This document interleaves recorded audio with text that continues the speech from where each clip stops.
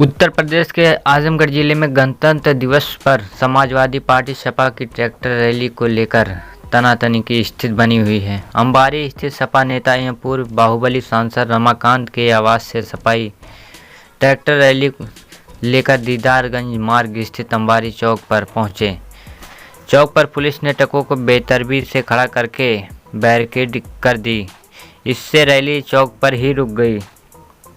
मौके पर सपाई जोरदार नारेबाजी कर रहे और पुलिस उन्हें समझाने में जुटी हुई है। वहीं मुबारकपुर विधानसभा में पूर्व जिला अध्यक्ष अखिलेश यादव के नेतृत्व में रैली आजमगढ़ मऊ मार्ग पर निकाल दी है। अतरौलिया में भी विधायक संग्राम यादव की आवाज़ से रैली निकालने की तैयारी जा रही है।